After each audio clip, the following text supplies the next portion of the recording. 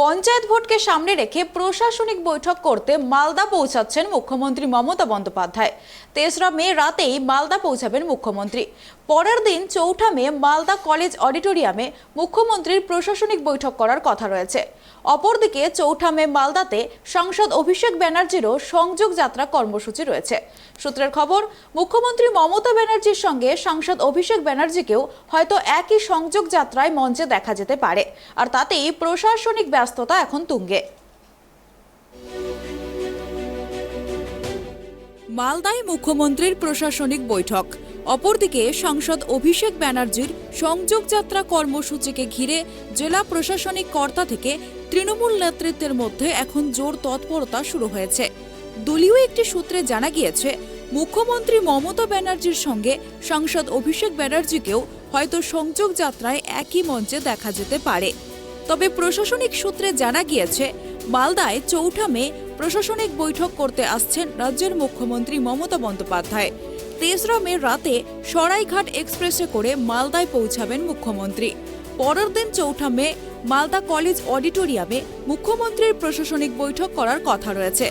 অপরদিকে ৪ঠা মে মালদাতে সাংসদ অভিষেক ব্যানার্জির সংযোগ যাত্রা কর্মসূচি রয়েছে।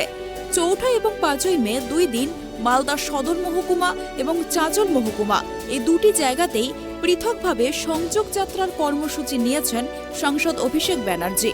আর তার আগেই প্রশাসনিক ব্যস্ততা এখন তুঙ্গে। জেলা তৃণমূল সূত্র থেকে জানা গিয়েছে, চাঁচল স্টেডিয়ামে সাংসদ অভিষেক ব্যানার্জির থাকার জন্য টেন্ট তৈরি হচ্ছে। রতুয়া, বামনগোলা, মালদা সদর, চাঁচল এই ৪টি জায়গায় অভিষেক ব্যানার্জির সংযোগ যাত্রার দলীয় সভা কর্মসূচি রয়েছে। পাশাপাশি ইংরেজবাজার ব্লকের অমৃতি এলাকার একটি বিখ্যাত শিব মন্দিরে এবং মানিকচকের আরও একটি মন্দিরে সংযোগ যাত্রার মধ্যে যেতে পারেন সাংসদ অভিষেক ব্যানার্জি। অন্যদিকে জেলা প্রশাসনিক সূত্রে জানা গিয়েছে, ৩রা মে রাতে মালদায় এসে পৌঁছাবেন মুখ্যমন্ত্রী মমতা ব্যানার্জি।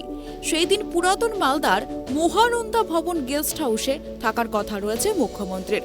পরের দিন দুপুরে মালদা কলেজ অডিটোরিয়ামে প্রশাসনিক বৈঠক করার কথা রয়েছে মুখ্যমন্ত্রী মমতা বন্দ্যোপাধ্যায়ের। রাজ্যের মুখ্যমন্ত্রী এবং তৃণমূল সাংসদ অভিষেক ব্যানার্জির মালদা সফরকে ঘিরে এখন দলীয় নেতা কর্মীদের মধ্যে সাজো সাজো রব। পাশাপাশি পুলিশ ও প্রশাসনিকভাবেও জোর তৎপরতা শুরু হয়েছে। ইতিমধ্যেই বিভিন্ন এলাকায় নিরাপত্তা তদারকি করছেন পুলিশ সুপার প্রদীপ কুমার যাদব সহ পদস্থ কর্তারা। মালদা থেকে মলিন দাসের রিপোর্ট, ট্রাইব টিভি।